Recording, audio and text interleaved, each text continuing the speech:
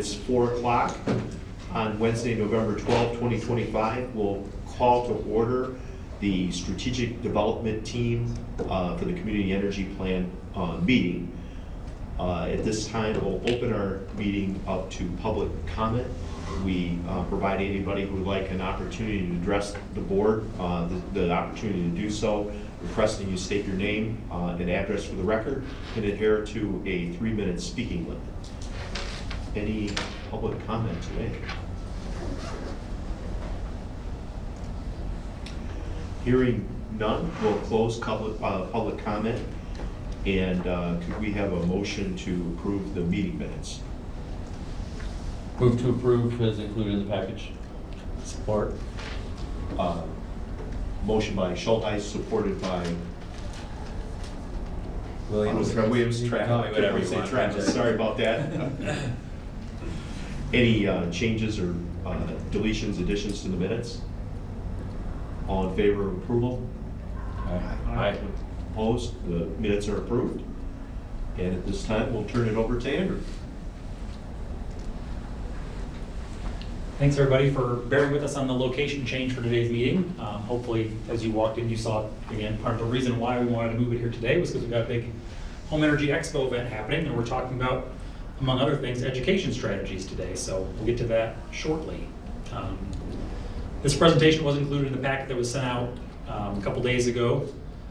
There's a lot to go through, so one of the ways that I tried to trim down the content from what we kind of went through last time was we don't have the same slides about the potential action steps from 3 years ago to go over we're not going to go one by one. So if there was an action step that you wanted to ask about a status of, we were happy to talk about that, but just to keep us moving through the numerous strategies we have, we're just going to kind of look at those as the primary focus tonight. So the first level we're going to try and get through is transportation. As a reminder, this is about 16 to 17% of the overall emissions pie for the city of Holland, so pretty good chunk. The goal, obviously, to reduce carbon emissions related to the transportation sector. These are all the targets, which we'll get into on the next slide. So I'm going to start moving right ahead. Like in previous months, if you have questions as we go through, feel free to talk as we go through, or we'll have an opportunity at the end to kind of rehash which of these strategies we want to keep, which of them we want to get rid of. We'll kind of summarize each lever when we get to the end of each lever. So target number 1 for transportation was that we would have infrastructure charging types, level 1, 2, and DC fast charger have incentive programs, which we do. Level 1 doesn't have an incentive because that's just literally plugging into your wall outlets, so there's no incentive there.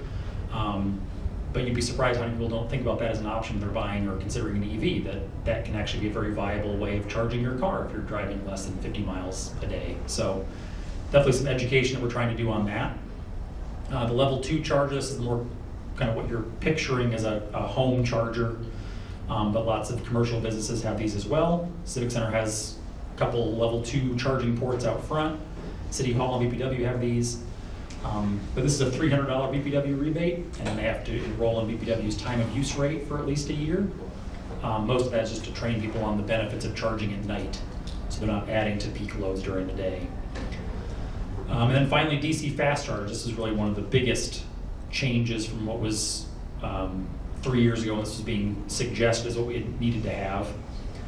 These rebates are up to $35,000. Obviously, this is not an at-home charger situation. This is a expressway 200 plus kW kind of speed charger.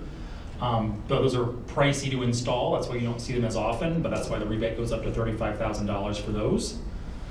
We have put in a few of these, or incentivized a few of these in the last couple of years. We'll get to that in a later strategy slide. So in terms of the target, we have incentives for all of these since 2023. Thank you. Question? Yeah. The legal reader of me says the target's not met for level 1, but we're providing an alternative. So are we?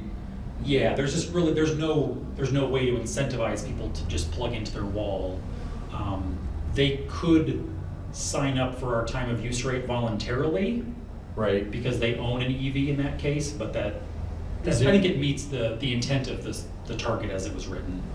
Incentive opportunities for charging in-home charging systems. Yeah, that would just be the level 2. So the level 2, I confused the issue by talking about how they were at this location too. It's the same type of idea. It's like a level 1's like a 1 kW kind of speed. Level 2 is like a 5 to 8 kW speed, which you can have at your home or your business. Okay, And so then DC level fast one doesn't chargers. require any. Doesn't- equipment. no extra Level one equipment. is that. That, okay, the It's literally plug and Thank Level you, thank you. 120, just right Appreciate there in it. your garage, plug it in. Yep, Thanks. yep. And it's like $1,000 to get like a level 2 charger wired. Yeah, it's a bigger in. investment. It's a little bit more of an So you Right, can investment. get the incentive. Okay, thanks. So level Yep. one, the first EV I had was like a plug-in hybrid, so we just plugged it into the garage sometimes, and now it's just like the normal outlet. Okay. Right, but some people just think they need to put in more infrastructure in their garage to own an EV, and it's not always the case. It just Yeah. depends on your own driving behaviors. The second target was to ensure that BPW continues to have clean energy availability for those who choose to adopt it to support EV growth.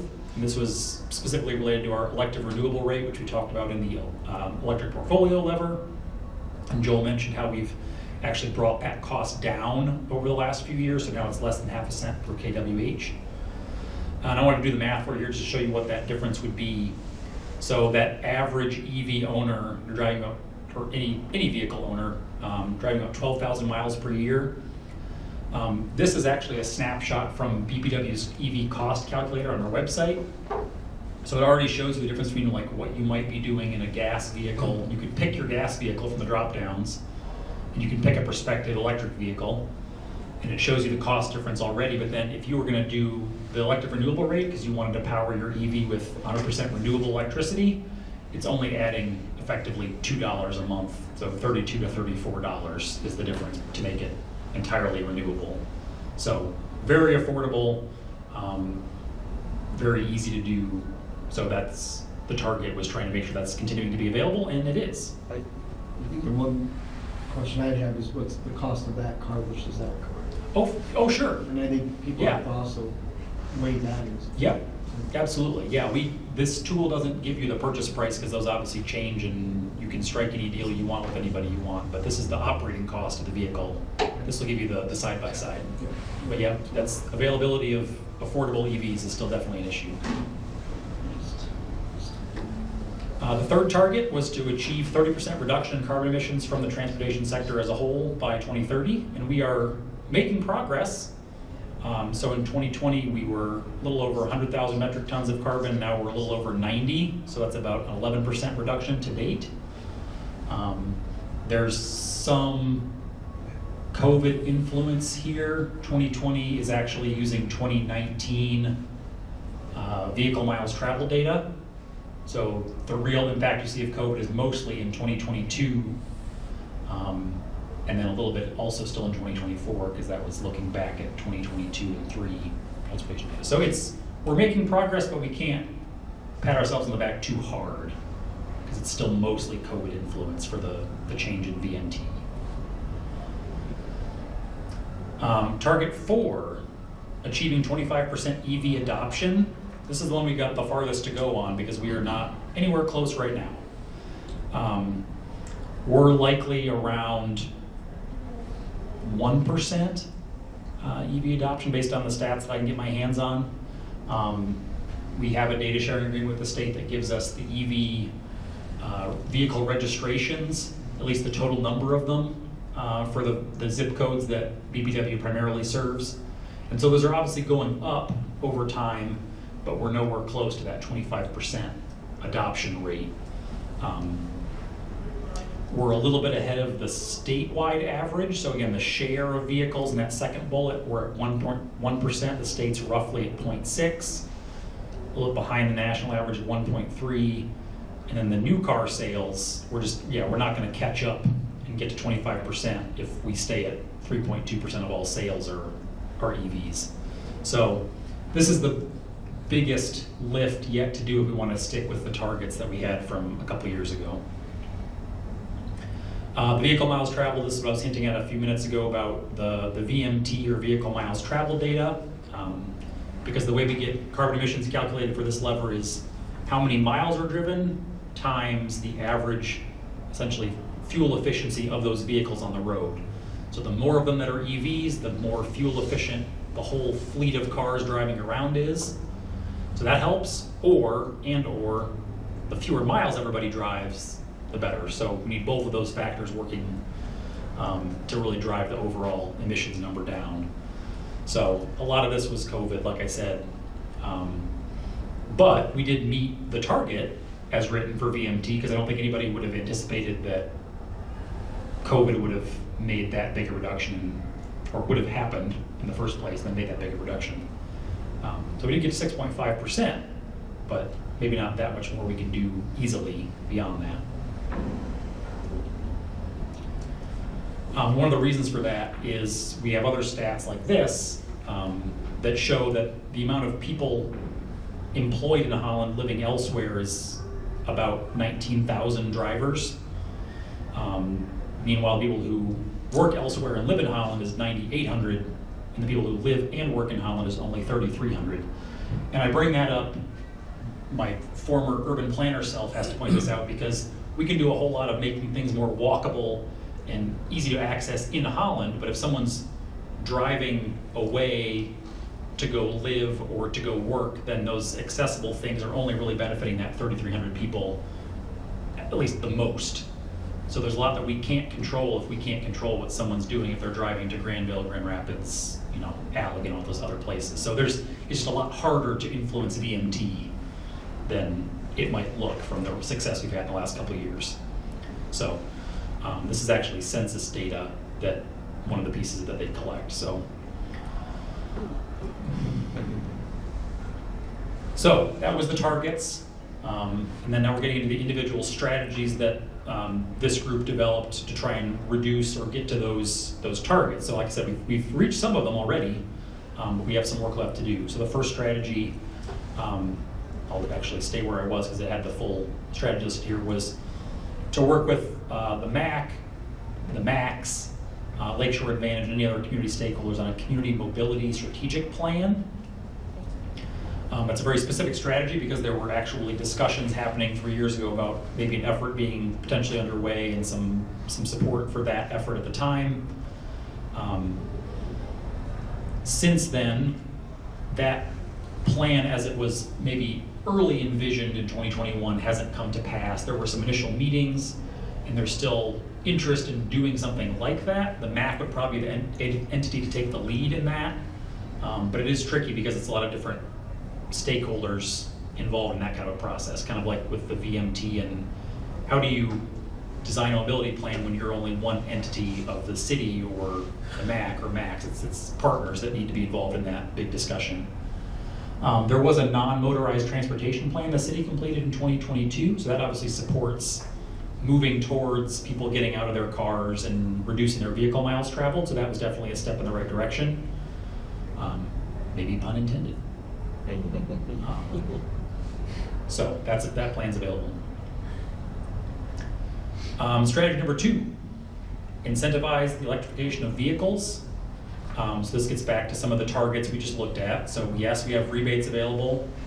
We have a website that's updated on BPW's website that now has some of those tools for evaluating EVs that didn't exist 3 years ago. And then the vehicles that we do have in our fleets, both the city and BPW, are being powered by 100% renewable electricity now because we're opting in and buying that electric renewable for all of our facilities. So that was one of the action steps, again, that I'm not calling out all individually, but that was an action step that was suggested last, was that we should at least be charging the city fleet with renewable electricity, rather. Andrew? Yeah. Maybe one thing, kind of stepping back to your rebates, just because level 2 is up there again, just to note as well, there's a panel upgrade. Yeah, Incentives. that's another rebate, you're right, that Yeah, didn't exist so before. If somebody has to upgrade their panel in order to get that level 2, there's also that. Yeah, thank you. Good point.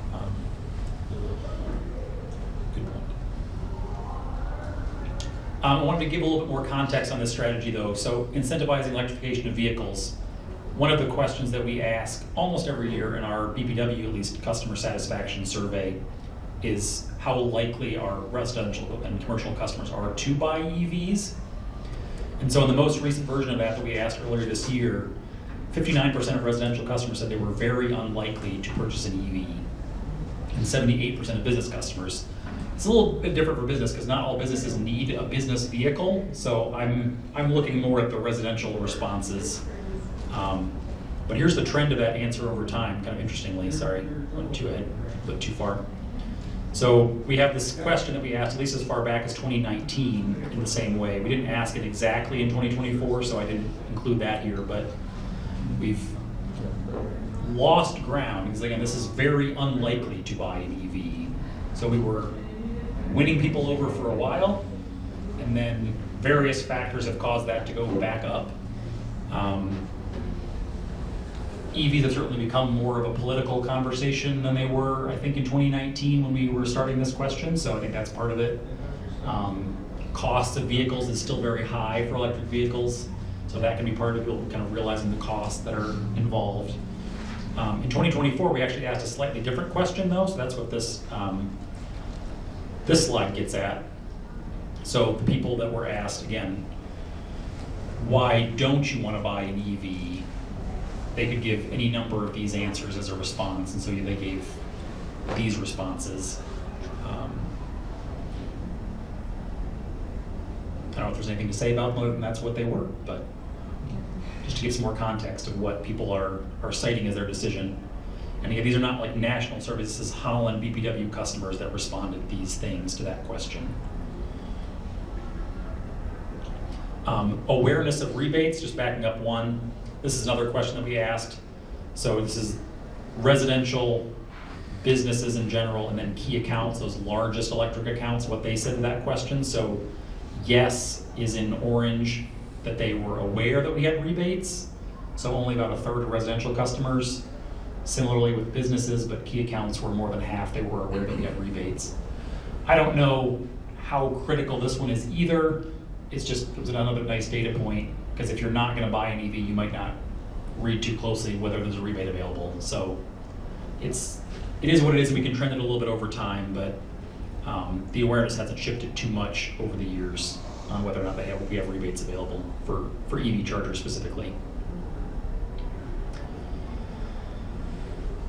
Just a little bit more context too. This was an interesting thing. This is a Gallup article from a couple years ago that looked at what people's willingness to adopt a cell phone was back in 2000, and we had at least around a quarter of the adult population in the U.S. said they would never use a cell phone, and we know how that turned out. So I'm not taking those as well, we have to convert every one of those people or they'll never buy an EV, but it's different. It's a cell phone versus a car. There's a lot of differences, but I think it's just looking forward 10 years, 15 years like we do in this effort with the CEP. I'm optimistic, I guess, is what I'm saying there. Incentivizing fast charging installations. So that's those DC fast chargers that we talked about, or level 3 sometimes. This is, tried my best to find a map that was easy to show where these things showed up, and it was tough. But this is two different maps of Holland. This is kind of South Holland by the airport. So this is a car dealer here. We've got car dealer here, car dealer here. So that's a trend there. This is the Meyer, Tesla, and also CCS chargers along 31. A lot of those car dealers that put them in were required to by their the brands that they represent. Not all of them were that eager to put in chargers, but they did it, which is great for the community. But again, they took advantage of those rebates that we did put into place in the last couple of years for most of these, not all of them.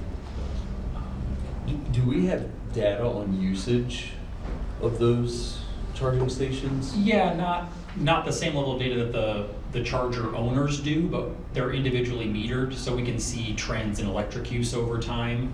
Okay. I wonder what that would tell us. Yeah, part of it is it's up to the charger owners to set their own rate of electricity, and some of them have done that very strategically, and some of them have not. To the point where they don't get people plugging in to charge because someone on their EV charging app can look and say, oh, I can go a mile down the road and get 20 cents cheaper per kilowatt hour, Right. which is ridiculous. So yeah, they're doing it to themselves in some cases, but Interesting. Thanks. but to that point, you could identify where those individuals live, whether they live in the city or outside the city. Where they're We coming to can't. charge. Yeah, the charger owners can see a Right. lot more of that detail, but we Right. we can't. We're assuming that a lot of these are from people who don't live in Holland, because that's kind of the point of a fast charger is while you're moving on through on 31, you're stopping to charge on your way somewhere else, but that was the strategy, was to incentivize fast charging installation. So we can talk about whether or not that's still a valid way of getting local people to buy EVs. Part of the reason was not necessarily to address the local population, but to address range anxiety as a topic, right? Mhm. So, Yep. to be part of that solution. Yeah, and so it's just deciding whether or not going forward, we still need more of them to address that, or if we don't. The Tesla supercharger at Myron 16th has become very busy. Yeah. A lot of load there that's strong. Mhm.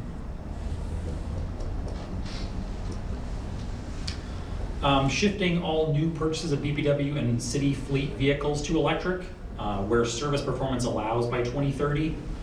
This was a new policy that both the city and BPW did implement after the SDT recommendation.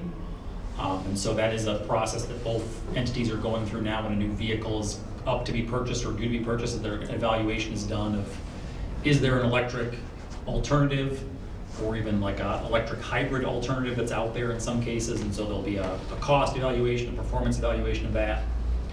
And it's not always the EV that comes out ahead. Sometimes the cost difference is too much. Sometimes the service difference is too much to overcome, at least with current technologies. But there have been some vehicles that have started to be purchased that do meet the criteria for that new policy. So at least from BPW's perspective, that now has 5 EVs and 3 hybrids. The city's working on compiling that data right now, but I think it's kind of similar numbers for the city. And then we have some updates and discussion to that policy already, at least on the BPW side. Well, and availability was a challenge, Yeah. especially early on. Yeah. We just couldn't get those vehicles.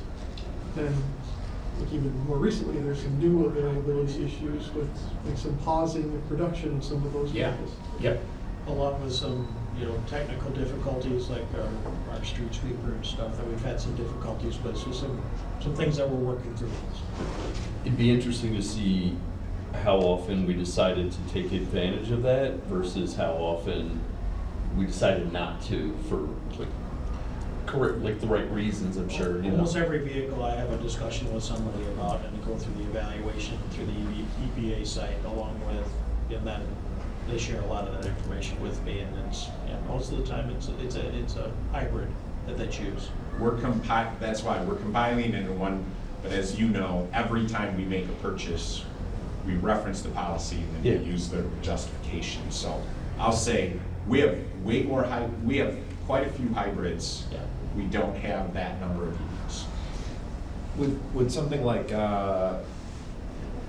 just went through an ownership change, Volta. Jack's Place, Volta, like a retrofit of the utility vehicles count, would that count? So we have, what's not on this list yet, Andrew, you're not counting our bucket truck I don't- hybridization I in here. don't think so.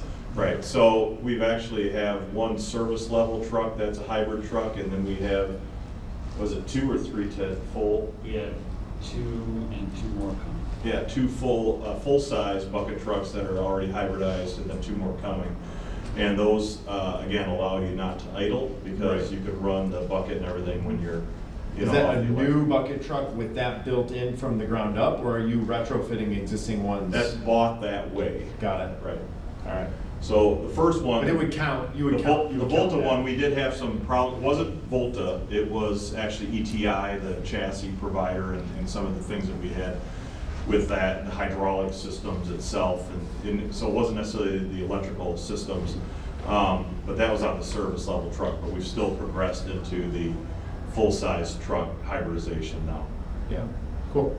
Just wondering if, I'm sorry, my question is, do those kinds of things count as related, as juxtaposed against like brand new purchases? Like, I think you should get credit, we should get credit for looking at a retrofit either in the past or in the future if you were to consider that a good idea. It does help on fuel consumption overall, so when we track Sure. sort of the CO2 emissions, which we do that as well, we're seeing that that'll be an impact. you know, as we use the hybridized, you know, bucket and don't have to idle the vehicle.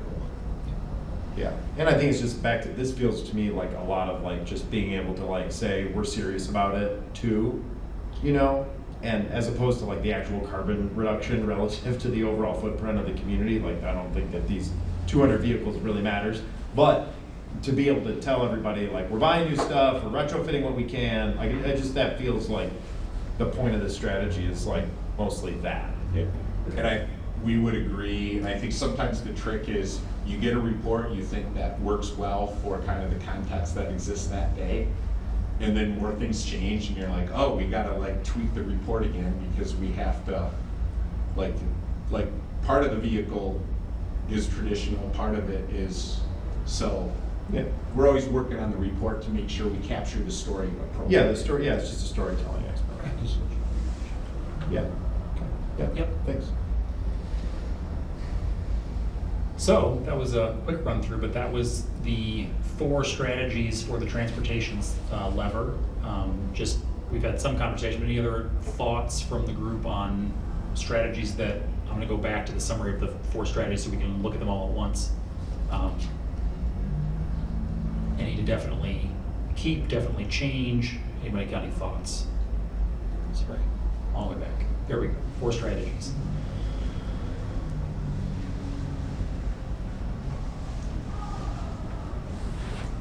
Have we evaluated opportunities to contract with companies that have strategies that align with our strategy? Or not to say that it's a black and white, like we're good, that's what we want to do, but we contract a whole lot of work, especially on the city side. Is there an opportunity to Tell me use that as more. part of the You're talking about like evaluation? engaging with like the scooter, like No, the scooter people? No, I'm Or saying something like that? For like whatever project we're gonna undertake, if one vendor is heavy on electrification of maybe their vehicles, or We shape our different policy, our purchase policy to go towards those that have demonstrated practices that are associated with Is that Sort what of you're like a saying? scope. Like a, Yeah, like I don't. Yeah, Y- supplier yes. scorecard with a preference on scope 3 sort of emissions activities, kind of, I think is how we would talk about, right, Joe? Yeah, I wouldn't know how to like bundle it smartly, That's but what we it's the talked about. concept of. Joe's no, Joseph. and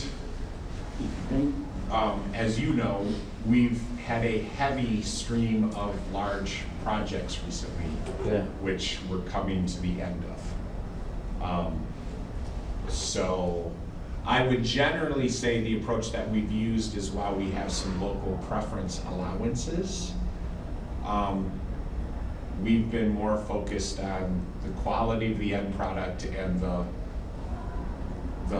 monetary return on investment and not further, no judgment here, complicating the scorecard with those types of things on our larger projects. Yeah, and I wouldn't say that they're mutually exclusive, right?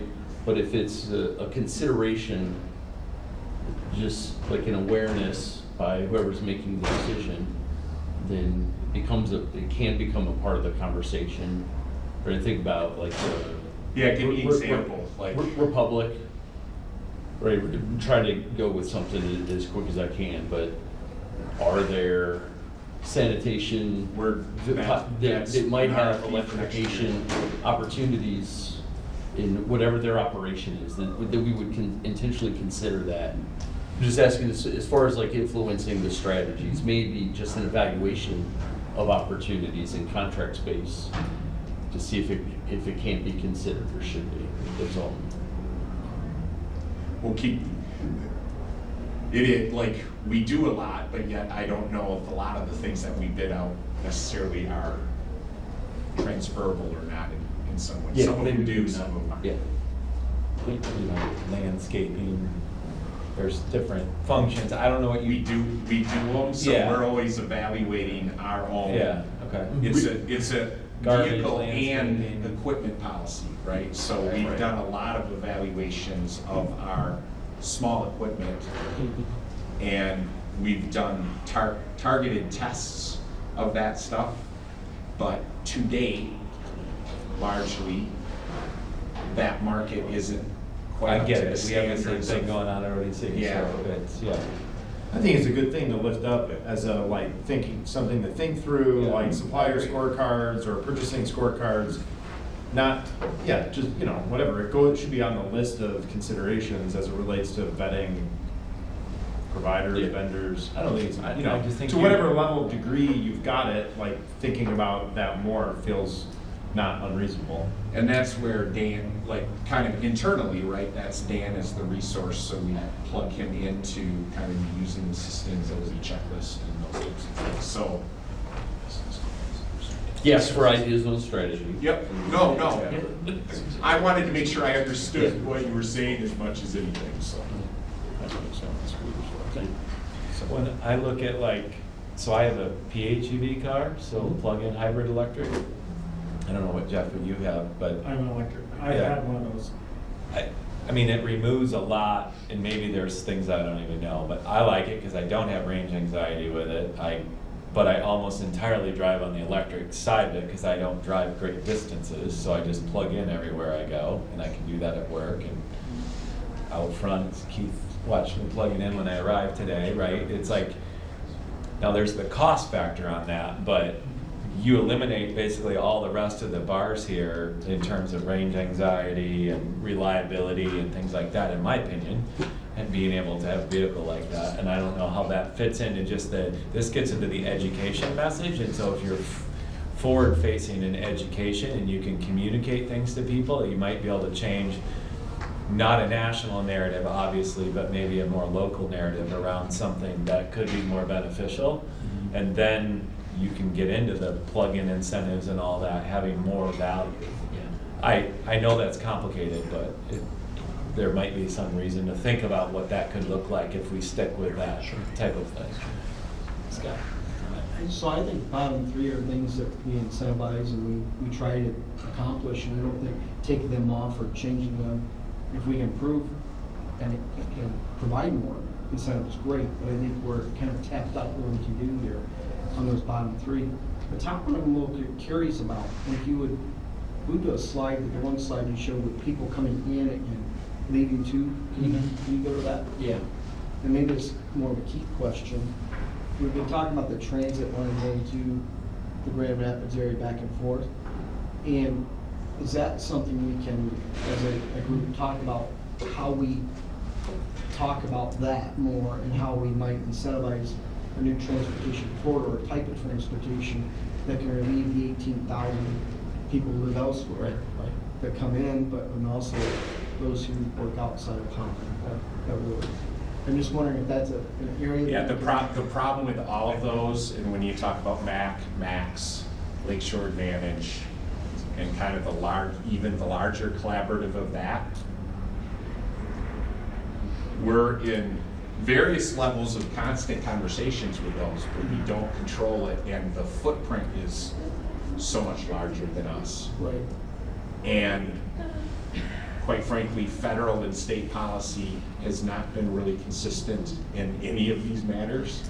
So it's on again, off again. So it's just a really difficult boulder to move. Yeah, so when I look at that target, the goal in this particular number one, right? We're saying we haven't done anything. We had started on it, we haven't really finished or developed something else. So I'm just wondering, where are we going with that? If we can't measure it right now. We're not really accomplished it. So what is it we wanted to get out of that we haven't gotten yet? And what do we yet have to do to accomplish that, to see if there's value in it? Sure. Yes. That's my. And I don't think we're gonna have an answer for you there because. Well, do you want 5 minutes and then come back with an answer? You talk to Dave. Just solve it all, because it's like, I think it's worthwhile to have as a strategy. We just need to, we need to understand that it's of a lot of the strategies, it's the one that's most outside of our control. Well, okay, so let me follow. What were we trying to obtain under number one? I'm not quite sure I understood. So mobility, with the mobility strategy, Yeah. what we're trying to obtain? I think we were trying to obtain something that would drive some priorities around objectives that could address both what you're talking about in terms of long-range movement, both to and from the community, but then also last mile solutions. Right. That also sort of reduce the vehicle miles traveled. I remember that now. Yeah. So it'd be max, like what is the public transit system in the region look like that obviously would also cover the city? And Is there a study, just this is totally anecdotal, and I have no idea if either anybody here could answer it. Has anyone done like a very like up close and personal study around like max versus the interurban? Because these are like two sort of similar services right next to each other, and I feel like every time I'm in Saugatuck, I end up on the interurban for whatever reason. I don't understand how or why, and I live less than a mile from here, and I never use the max, and I don't have a preconceived anything other than like I don't understand. there's That. Does anyone understand that? there's been a lot of Not about my habits. I don't know about your habits. No, That's the problem. sorry. I'm also Why do you need transportation? It's obvious. That'd be the question. Well, it's a fun place. No, but yeah. I think like the to fair- drink in Saugatuck more than I like to drink in Here's the Holland. fair thing that I will say, because it's, there has been and continues to be seemingly a lot of leadership change at Max. Yeah. Right. Okay. That's diplomatic of you. Yeah. But I think the bigger question is there and this is, Keith's right, this is a larger thing out of the city's control, but is there a regional transportation plan that could be established that, because Grand Haven's got a transportation system, interurban, Allegan has one, right? There's one here in Holland, like, what's the crossover between all of that, right? And that's Max. Yeah, Right. and it has, Right. it has environmental benefits that we're talking about, but there's also economic development benefits. Mhm. One of the things that was a big issue Yeah. is how do we get the workforce, to our businesses? That was something some of the primary manufacturers were actually driving around picking up people. And Right. so, I mean, there are things to be solved, Yeah. from that standpoint that go beyond greenhouse gas relief. Let me add to Absolutely. that to housing, because we can't solve all the housing issues just in Holland too. We're- People come to work, but we don't have a place for them to stay, so I think it's to help solve some housing there, that would leave housing. Yeah, issues too. you could live outside, and if there was transportation, that would help you. I mean, we run into it where we're at. And I think, to be fair, I think McIntyre Area Coordinating Council in our conversations had some things that they needed to complete that were They did. higher priority to make sure that federal funding continued to flow into the area. And that they're very aware of this and want to take a lead, might be too strong, but want to be the coordinating council to move these conversations forward. But it's We like a lot of sought it, some it's support. prioritizing We stuff. did have conversations with the state, representatives from different departments within the state, trying to find some grant opportunities for facilitation support. A lot of the focus of things that were coming out of the state were focused on manufacturers that are developing products associated with the transportation area and how to incentivize that, as opposed to how to incentivize regional entities to be able to create strategic plans. And that was unfortunate, because, this is exactly what we wanted, is we can certainly have that as a strategy, and certainly to the extent that more and more people figure out how to actually get off from this first step into the future, it's going to actually promote more of those primary manufacturers to be building those products and services. But a lot of us don't even know how to get started on this bigger mobility question when it becomes something that's cross-jurisdictional.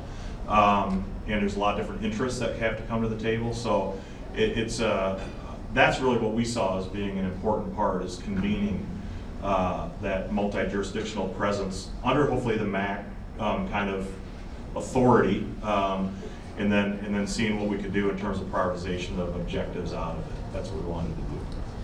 Can I ask a technical or a question around the goal? I might have missed this because I came late. 5% by 2030.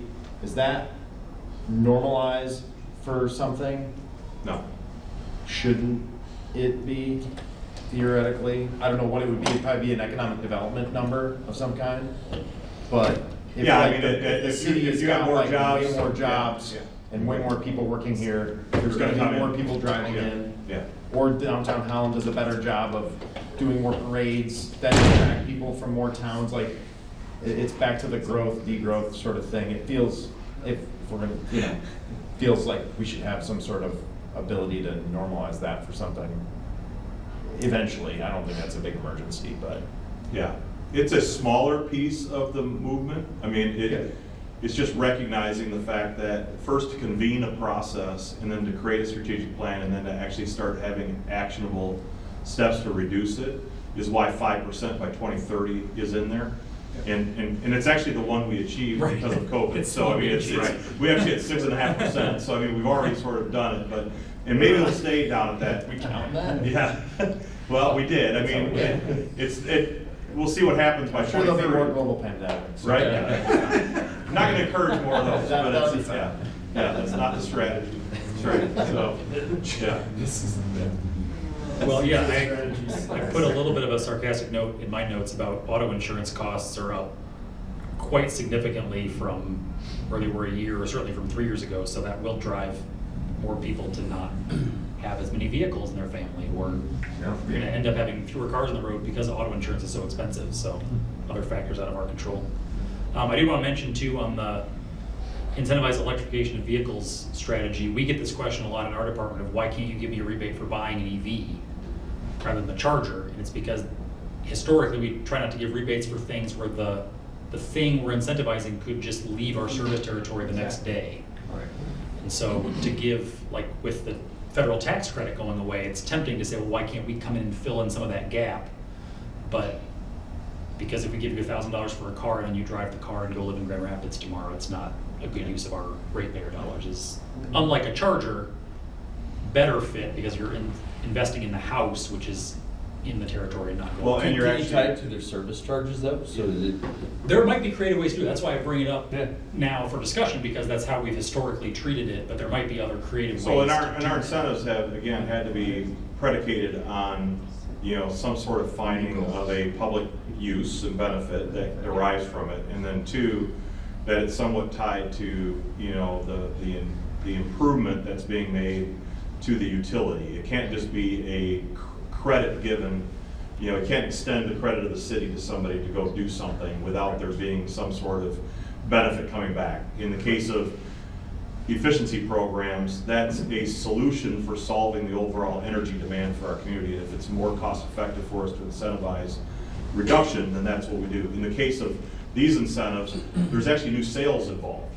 Somebody's hooking up, they're using electricity, there's an actual return back to the utility on that investment. So we've used what has been our line extension policy. So if a new business comes in and they want to use electricity, we say how much we contribute to a new line going to them based upon how much they're going to use. That's the same basis that we're using for the vehicle incentives or the EV charger incentives. It's based on some sort of foundational thing that we can, say fits, the way we do any other business. And so we just have to be careful also about, not getting out of bounds with regard to any sort of statutory limitations on what the extension of credit could be for private use. Right. So just wanted to make sure it was where that. All right, any other thoughts on transportation before we get into education strategies? All right. I guess maybe one thing, Yeah. it's on there in number 2, but we're thinking like this, 5 years, 10 years down the line for like apartment owners. What's do you have anything kind of more? Should we have something more tailored to those spaces rather than just kind of the single family residential? Is that something that makes sense as not different than number 2? Maybe it's part of number 2. You can name that. So commercial apartment complex Yeah. I think qualifies for the commercial It would. charger rebate, which Yeah. is actually a higher rebate than the private resident rebate. Okay. Because of the potential of having more vehicles Right. utilizing it, there's more of a potential electrical usage. So that's in there, but, you know. Yeah, we've had a Is that few- something, has that happened, has anybody taken advantage of that to date? Not that I can think off the top of my head, there has been some new construction The new interest in it. construction. Okay. Yes, we- Definitely, but not retrofits Looking at as often. We've talked to some of the newer apartment buildings that have been built, and they haven't, no, taken advantage of it. Yeah, I know that the two dwelling place developments, the Collin Park and the Hope, are both planning to put EV chargers in those locations, more than one in some kind of. Because that, to me, still feels like a couple years off from Yeah. used EV prices being where they need to be for that to really be a thing that we need to worry about, but it doesn't feel 10 years off. So I don't know if that's something that there's, sounds like there's already some stuff in place. So we can encourage it from the rebate Yeah. perspective, and I know you're gonna kick me on the way out, but there probably are things from a planning perspective, maybe that could be encouraged, but, you know, as far as zoning, it's zoning. Encouraged, not required, Right. and then, Yeah, yeah. and then you run headlong into, you require a higher upfront capital cost, and then it makes the affordable housing conversation. No, Right, of because they're course, rolling like the it's- dice but- too, right? On usage. Yeah. So it's like all things, it's the balancing of that and trying to Right. see around a corner and trying to get something in place that would be good. One more on incentive of electrification of vehicles. I know we have to have a value benefit given to the city. What if we went into, expanded into like nonprofits, schools, offering incentives that way, something more substantial that's gonna be here for a while or has been here for a while, and we know they're gonna be here going forward? So for residential, our line extension policy is a 7-year, I think, isn't it, for line extension policy? So it's a fairly long-lived item as far as the risk that we're taking on whether we're gonna get that back or not. There's already a fairly lengthy in that. But, you know, again, you know, the methodology of incentivizing and whether we're achieving it, we can continue to look at the particular action steps that we would take underneath that strategy, but I think the strategy's good, right? Incentivizing is good, so, right, it's a matter of, you're trying to figure out what it is we're gonna do underneath that, Yeah. that might be, How do the we action expand it steps. so we can get more of Yeah. a benefit of that particular Yeah. strategy, so. Yeah. Do like schools fall under the city or public charters? So Was they there would an be, I opportunity think, a commercial application as well, Commercial. right, for the schools. So again, I want to say it's 1,500 for a charger in the commercial Yep, application? yep. Okay, Yeah, but if Holland Public Schools wanted to do all electric buses, yeah. like that doesn't really fit anywhere currently. It fits in the strategies, but not in. It That would be would, kind of a weird program, like, 'cause Yeah. it would happen like a one-time thing, right? right, Be tricky. yeah. But certainly the infrastructure that they might need for charging those, you know, could be. Would be pretty significant. Yeah, would be Right. significant as well, and that's something that we could support through the incentives that we have for those There's chargers. already methods. Yeah, yeah. Maybe something to consider strategically over the next 3 to 5 years related to the transportation is somehow articulating, paying attention to what's happening with Waymo in San Francisco and Austin. It's like, if people are familiar with Waymo, there are driverless electric vehicles picking people up, taking them places, safer, much safer than humans. Again, if we're thinking about like 3 to 5 years out, it just feels like we should be probably paying attention to that to some degree. I don't know if that's like Lakeshore Advantage, like, makes a call or something. I don't know what it is, but it just, they're not looking at coming to Holland anytime soon. But that is, I think, a thing that we'll all, like, in the next 5 to 10 years be like, Waymo is everywhere. Gosh, was that coming from? And you have to go And to it's the like they've airport been, 10 years from now. and 10 years ago, they were doing driverless car. I mean, it's been baking, that bread's been rising for a long time, and it's about to go all over the world. I mean, that's Google owns that company. I mean, that's gonna be a thing. So, for whatever I don't know what that means. Pay attention to that, I don't know, but. And that's, I would say that is part of the conversations that we've had in trying to set up with that collaborative group. Right, they should be paying attention to that kind of stuff. So we're encouraging that. It just, it resides primarily as an action item in another entity or entities. It feels But we maybe- talk to them a lot. Keith, what it feels like to me is maybe, like, this is something that we should have on our list. And it's like, when the time comes, like, now we can do something with it. Like, it's not something that we can really take the lead on. But when the opportunity presents itself, it's there, we've thought about it, it's something that aligns with our goals, and then we can take action at that time. Is that, that's I kind of think how I. Dave and I And would then agree with continued that. encouragement along the way, yeah. Yeah, like, we're not, but you're not leading the ship, but it's something that we should keep on this strategy. This is something that we, when it comes, we need to be part of it. I would agree with that. All right. Thank you for the discussion. We're going to dive into the education lever now. So the lever goal in this case was to establish community education / awareness program to promote CEP programs, performance, and goals. That we shall have more of it. There were some targets listed here, and then I'm going to go into the strategies right away because part of this was, a lot of them are connected.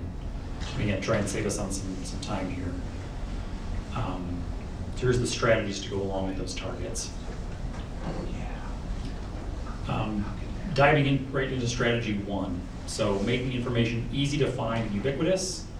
So again, you're trying to list what we have done since that was listed as a strategy 3 years ago.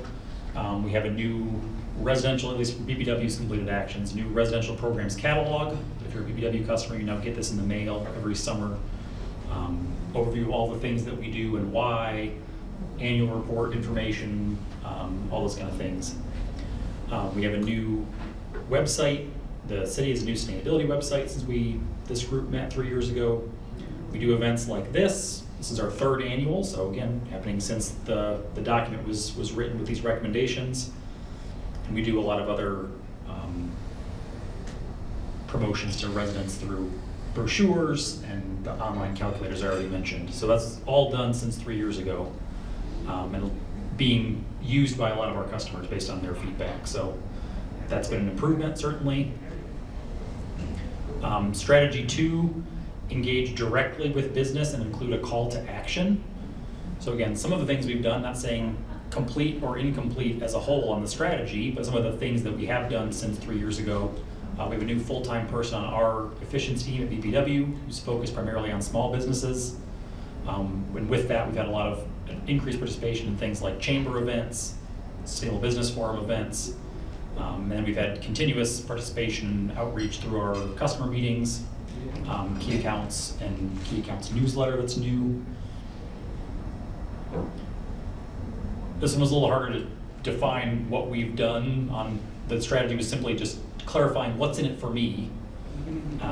So again, things we've completed since then, more targeted mailers to businesses based on identifying them by business type using their SIC codes and saying this is a restaurant that's using way more than other restaurants are and targeting them for mailers. We've started doing these kind of classic big check presentations that we didn't normally do to kind of get the word out about the fact that BPW is paying rebates to businesses in the area. Those have been popular. And then we're also sending summary reports. People get the rebate and they apply for it, but they don't always have a good way to share that news out with the rest of their organization. It might be a facility manager, and we're giving them a one-page PDF that says, here's the energy you saved, the cost you're saving on your operations bills. And they can easily share that around with their supervisors and boards and organizations. So that's all been very positive. This is a snapshot of a post that the Aquatic Center did after receiving their rebate. So again, they're able to share some of that information back with their followers, in this case, their membership. They also were willing to be a blurb on the postcard that we recently sent out, so they gave us a nice shout out there. So kind of like, again, clarifying in this case what was in it for them, at least with the people who follow them on Facebook and that. The fourth strategy was creating partnerships to help deliver the message. There's a whole lot of stories here that we could tell. I tried to list some of the ones that have the most impact, I think, that were done in the last couple of years. Obviously, a big lift getting the new DeGraff Nature Center finished and opened back up to the public. And it's really been a refocus. I'm not sure if everyone's been there. Hopefully everyone has, but a new focus on sustainability in general.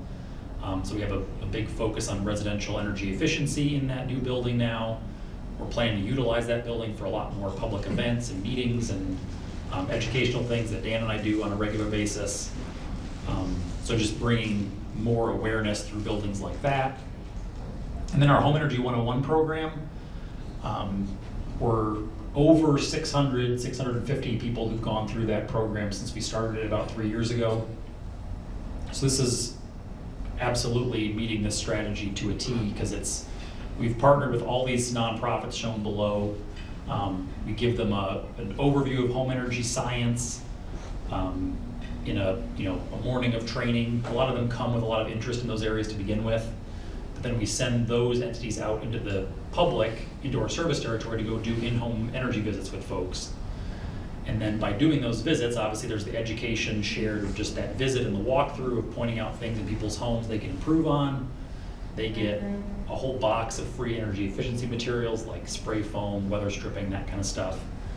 And then if they're a city resident, then the Holland Energy Fund has additional kind of bonus rebates that they can get for participating in 101 and then doing things like heat pumps or insulation and air sealing, things that we talk about in the home visits, then we're reinforcing with additional rebates for folks who go through that program. So that's been a really big success. There's all kinds of metrics that we've been tracking related to that. One of the ones that I like is that people who go through that program are 12 times more likely to do a BPW rebate after the fact. So that's just driving home the effect of that education, making people aware of what's out there and also making them want to go do it.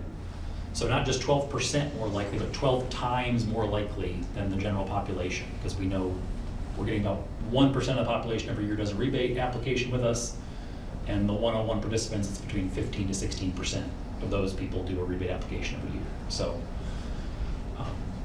And Andrew, I think I'm right here. Basically what you guys partnered to build here with a lot of partnerships has now become a best practice and copied widely and shared willingly and shared copied willingly. widely. Yeah, widely, yes. So Traverse City and Zeeland and a few other communities in the state are taking what we've set up here and are using that in their communities now as a model, because everyone has these types, if not exactly the same nonprofits, they have these types of entities that would benefit from this shared relationship, because it's the trust people have in the community with these nonprofits that they might not have with us. That's been a big selling point. There hasn't been a month that hasn't gone by that I haven't either talked to a community within Michigan or outside of Michigan about how to set up this program. Yeah, and this just gives us a great in for everything else we're trying to talk about in the whole CEP, whether it's transportation or electric portfolio. Being able to have a 60 to 90 minute conversation with a homeowner gets you so much time to talk about all that stuff, or to leave it behind with them in a folder, or it's just really the best opportunity we have for all of our education efforts. So we're really pushing hard. Just to kind of drive home that. So I was in like the little Home Energy Expo, and it's really awesome because you get to talk to people. But like you're talking to people, and they're talking about Home Energy 101, and somebody else overhears them talking about, like me talking to them about Home Energy 101.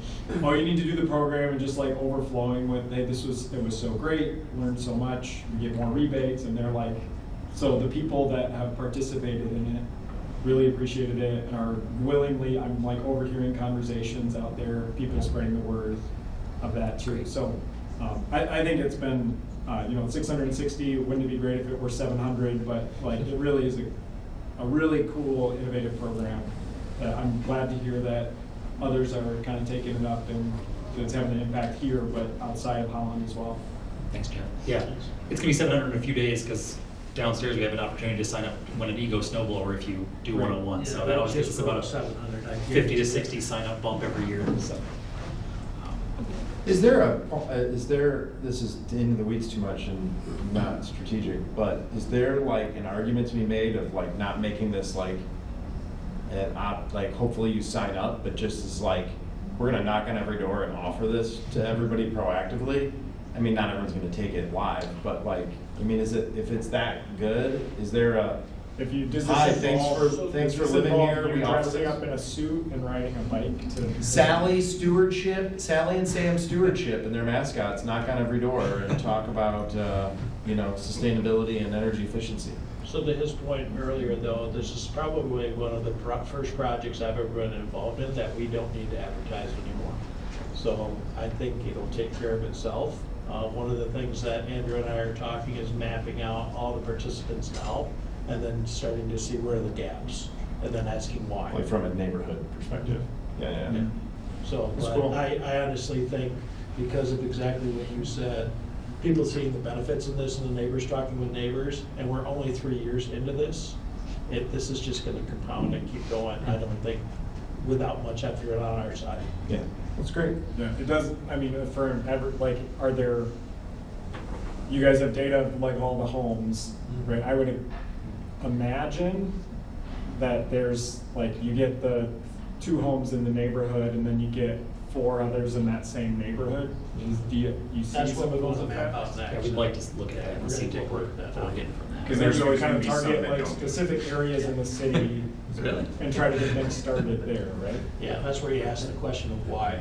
Yeah, like what's this, and then can we get something started in this area, this kind of pocket that we haven't had any traction, and then once you do, it'll advertise itself. Yep.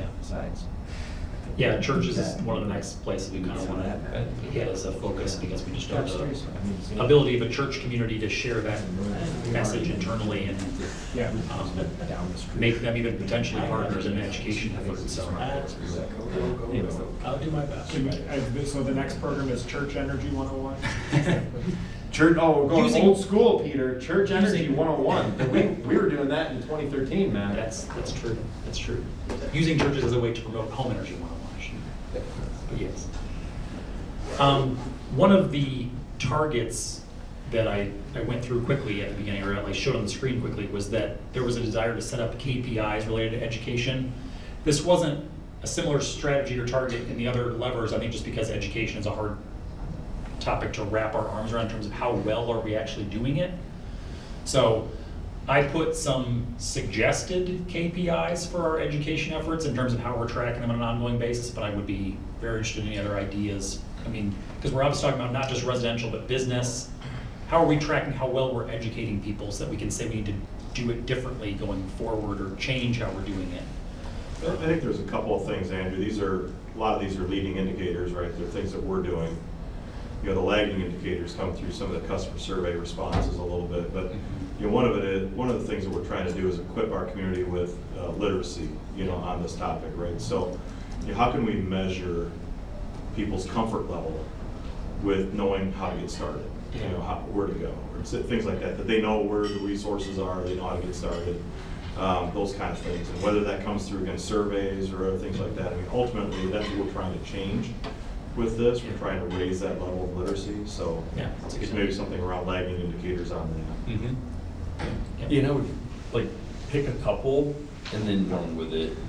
Right, because when it comes to the educational or the literacy component, you get overly complicated if you try and measure too much and try and get too much response rate and things like that. There's something here, but pick some ones that are relatively simple to deploy. Sure. And just go with them.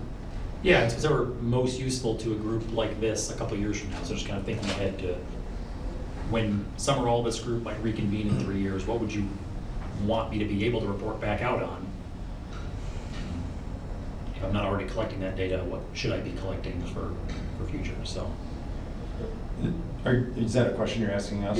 Yeah. I mean, I don't know that what I'm about to say we should actually do, but this is marketing to me, and how I think about marketing is what I'm really tracking is like revenue growth.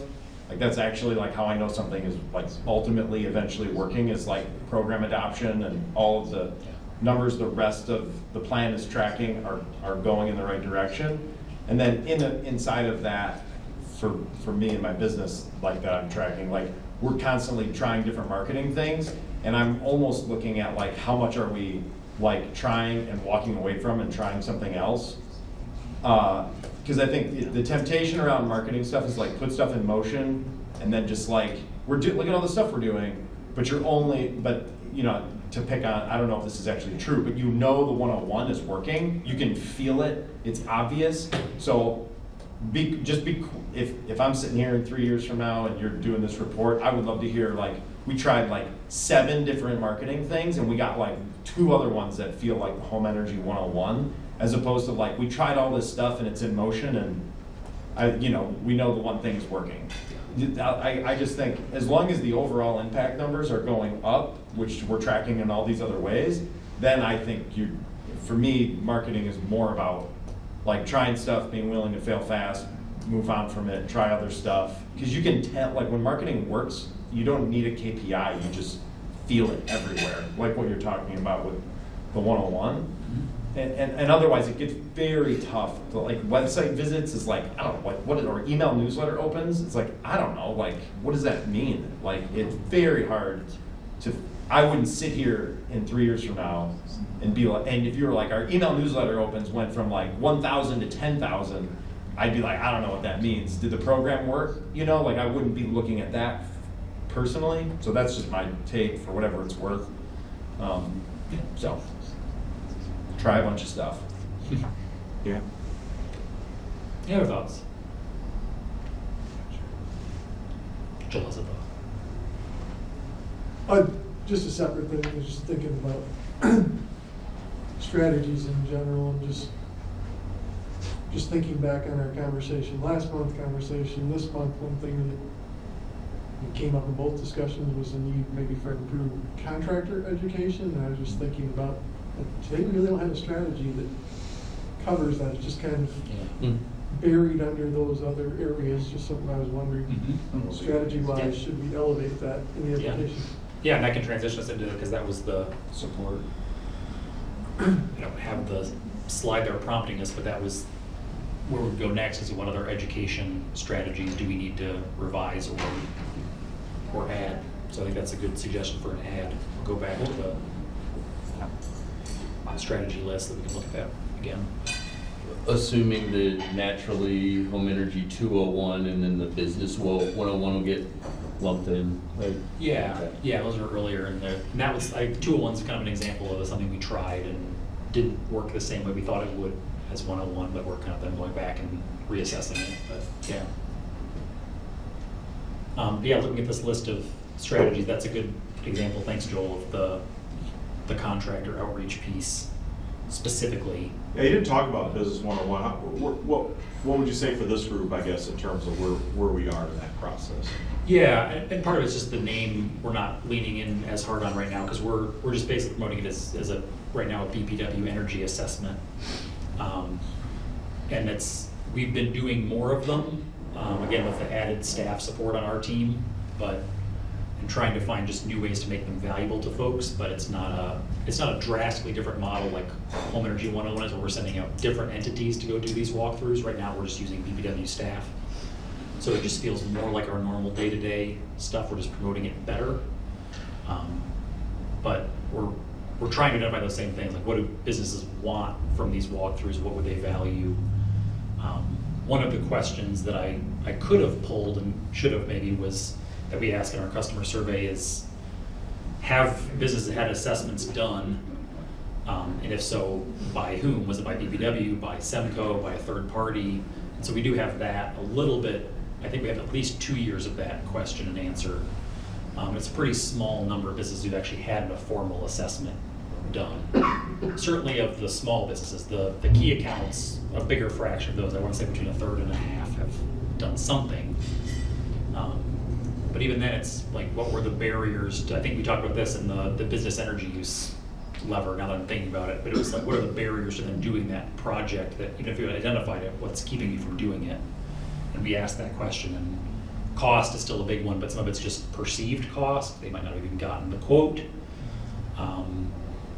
But yeah, there was some more to be glean from that, but.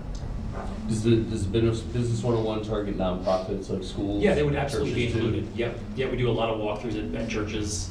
Schools not as often, but like one-off buildings, we don't usually go through a whole district at once. Is there a mechanism for BPW to do in-kind donations to reduce the cost for the nonprofits? So when it's just our staff, there is no cost, so it's just us going out and doing that. Sometimes if we Well, know- time is cost, it's, right? Fair, Yeah. fair, but no, we don't currently offer anything like that. But that's an interesting way to think about it, though. Yeah, maybe that's a resistance to just giving up some time. Yeah, if you donate time and you can write it off, then can that savings translate to a savings for the end user? Ideas. Yeah. I don't know what scale Yeah. that becomes meaningful. Yeah, part of it is, again, going back to, not to get too much in the weeds here, but the fund availability and how we actually are able to use that is either tied to, again, what statutory limitations we have, or underneath the state's construct of the energy waste reduction programs that we have to comply with what's going to be qualified in terms of our use of funds underneath that. But, there may be things in there we can think about, that strategy. Talking about at the HEF, we'll talk about it. Yeah, That's yeah, right. Yeah, That's right. Yeah. I'm a big proponent of adding a strategy around the contractor education. I think that makes a ton of sense. I mean, we bumped into this last month when we were talking about I think it was around home energy retrofits, Yeah. or the heat pump, the local HVAC market. It's like if like some contractor could figure it out, like they would really, have an opportunity. I think, and that would be a pretty relatively simple thing to track. As opposed to even like surveys of home energy 101 people. I think the contractor thing, I feel like would be a lot easier to track. And so, yeah, I like adding that as some, high level strategy for sure. All right. We're going to move ahead now and try and get this last lever in today, which I think we're doing okay on time. It's a shorter lever in terms of strategies. Carbon offsets. So this is one that we tried to get to last month, didn't have time, so we want to make sure we get through it tonight. This will be our last lever to review. So this was a longer goal for the carbon offset lever, take a leadership role in the creation of a community-based system to provide businesses and residents access to carbon offsets to meet their individual goals and commitments, including the option of local carbon offset projects. So I think this was very specific because there was already an idea forming at the time of what this would end up looking like, and Travis and ODC really are the ones who took this across the finish line, because that's who ended up putting together this new program, which we'll talk about. Then the targets underneath carbon offsets were to have 100% of businesses using offsets and or renewable energy certificates that are accounted for. So we're not saying all businesses should be using these, but the ones that are, we should be accounting for 100% of those in the carbon calculation. And we talked about that during the electric portfolio, and I think building energy use levers that's a strategy we want to take too, is making more dedicated outreach to those entities to find out and have a more formal way of having that conversation. So that's definitely related to this lever for sure. But then the investigating the opportunity for a local carbon market, I think kind of aligns with this. And I'm going to jump ahead because that one's related to the carbon fund, so I want to get to that one. But just to clarify again, we've talked about this before, but carbon offsets, unlike RECs, don't necessarily reduce the CEP calculation. I just want to make sure that's clear and understood. But do certainly reduce carbon in a real perspective. Like from a real perspective, carbon is reduced, but we might not have been taking account of that in our CEP calculation to be able to reduce it. So I wanted to give an example. So for example, a field that's converted into a forest might, if you do the calculation, say that you'll be able to sequester more carbon, but we weren't actually calculating how much was being sequestered by that field in the first place. We can't claim savings by doing that. But from a global perspective, the carbon is being reduced. That's a good thing, but it's just some context of how that fits into the carbon offset discussion here.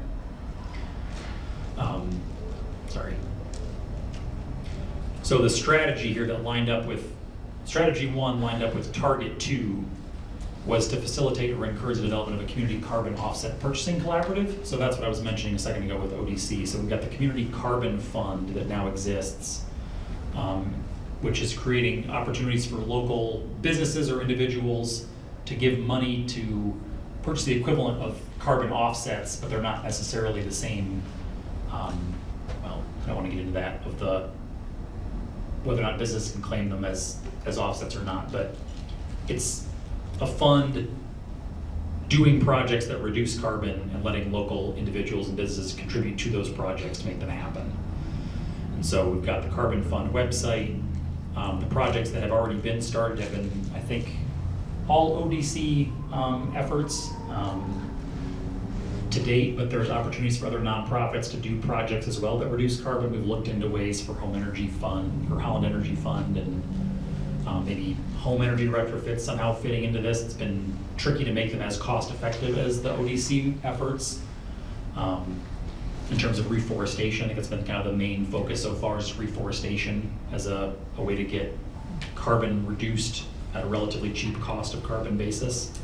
So this, again, something that exists today that did not exist 3 years ago. So an opportunity there. Strategy 2, so now we're going back to the businesses and kind of connecting with what they're doing and what they need to report back to us. So again, we don't have a formal process in place for this now. We have identified previously in these discussions that we need one. And so potentially we could use, if we found out from a business, for example, they were buying some kind of offsets related to their gas use, theoretically we could try and find a way to make that into the CEP calculations because we are using gas use as part of the calculation, but not guaranteed. So the takeaway here for me is that, because this has been stated multiple places, that we just need to find a way to have this conversation and document it, because we're not doing that very well right now. So that we know businesses exist that are buying offsets or buying renewable energy certificates, and we don't have that documented to be able to officially count that to our benefit in the CEP. So we need to be able to do that sooner rather than later. And those are really all the strategies and targets we have under carbon offsets. It's obviously we've met the one related to creating this local carbon market, and we've obviously not met the one about taking account of 100% of businesses buying offsets and renewable energy certificates. So there's work to do, but then good success to celebrate on the second one. So any other thoughts on strategies related to carbon offsets that we haven't talked about already? Jeff? Yes, for the first one, how is that working kind of in practice? Like, is there any momentum? Is there any growth? Like, is it just kind of starting? How are people feeling about that? We're talking about the Community Carbon Fund. Travis, can you say anything to that? Because So, I mean, we got it going. I think it's waned a bit. Well, it's not even I think it's waned a bit, but it's waned a bit because we're struggling to put enough attention on it. I mean, I think this is an opportunity. Like, it's the community thing. Like, we leaned into it, and working with the community foundation the way it's set up, it's restricted to the nonprofit thing because it's basically it's a charitable gift. So you could fly somewhere, offset your flight by making a charitable gift to this fund at the community foundation, and then the advisory board we set up basically will review applications for ways that the money can get used to make sure it aligns with. Yeah, I mean, I think it's a cool thing to have the little nugget started. Is there something that we need to do or talk about, or a strategy to get that? We need to promote it more, and there needs to be more involvement in it, because I just don't think people know about it. And we have to own that, even as an organization, of not putting enough time and energy into that one. And we have a lot of other things that we obviously do, and that's where our time and energy goes, because that directly impacts us, versus this is not as, it's an indirect thing, right?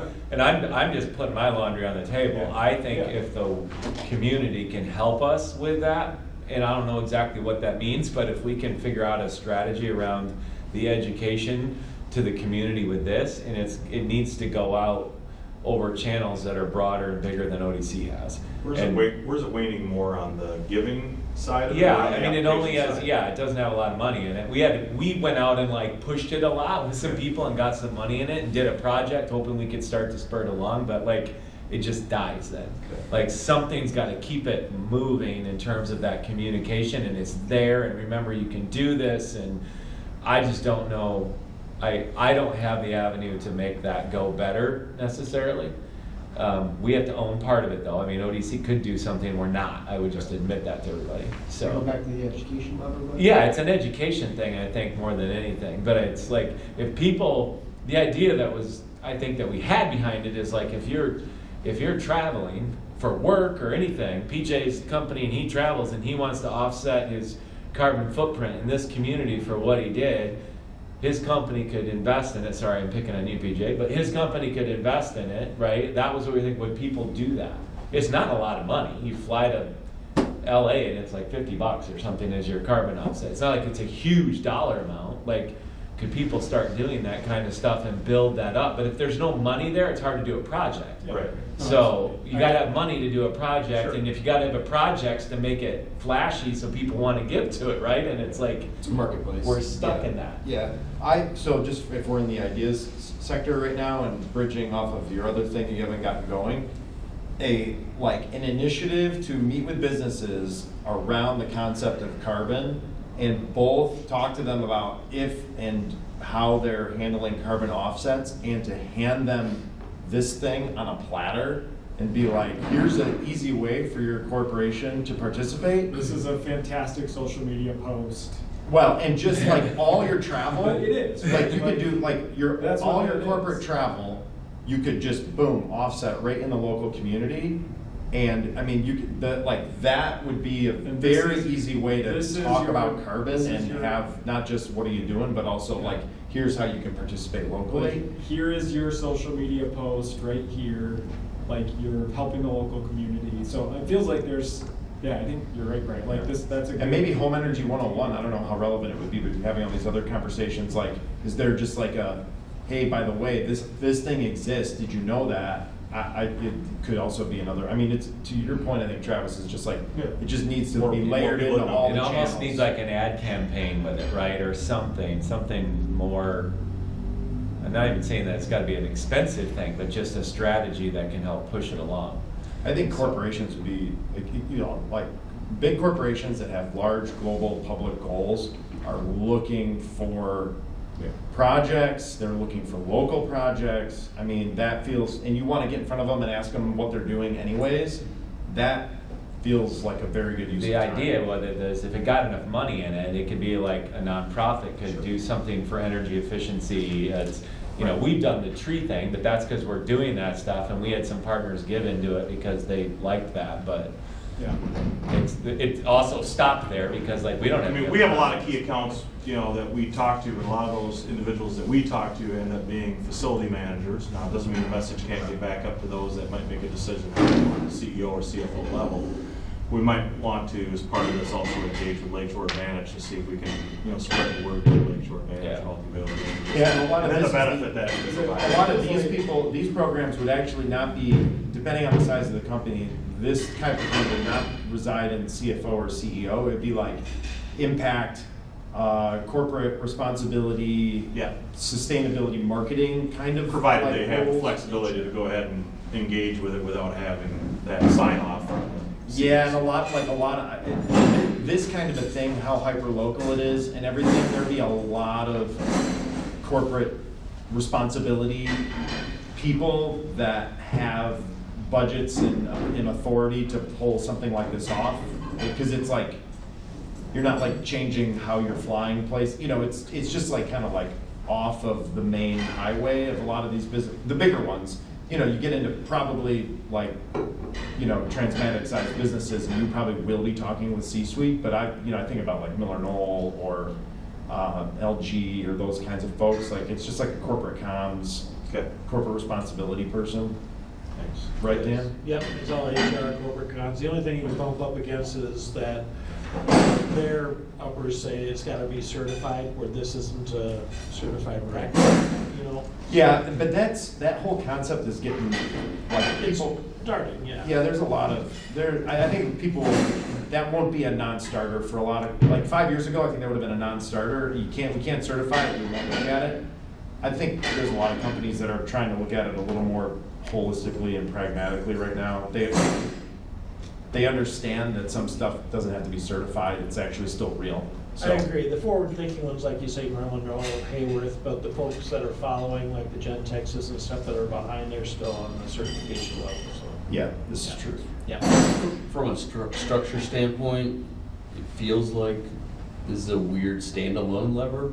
Just consider lumping it as a topic into the education lever. Don't know, because it's like, it's a whole lot of education explaining things like that need to happen, and then. The background on that was that, okay, if you look at movement from a carbon movement standpoint, you know, how your buildings perform, how your transportation fleet performs, the intensity of your electric portfolio are all three main drivers in that. Education is the key to getting everybody aware of how to actually make moves, right? So those four came. And then what we looked at is that whether it's a corporate strategy or any sort of even community strategy, all plans that you see for movement often have some element of closing the gap with an offset program of some kind. Like if you can't get 100% of the way there, you can't get, you know, so it's like, what can we do to provide an opportunity for that closing of the gap, you know, to occur? And so that's why it was its own lever.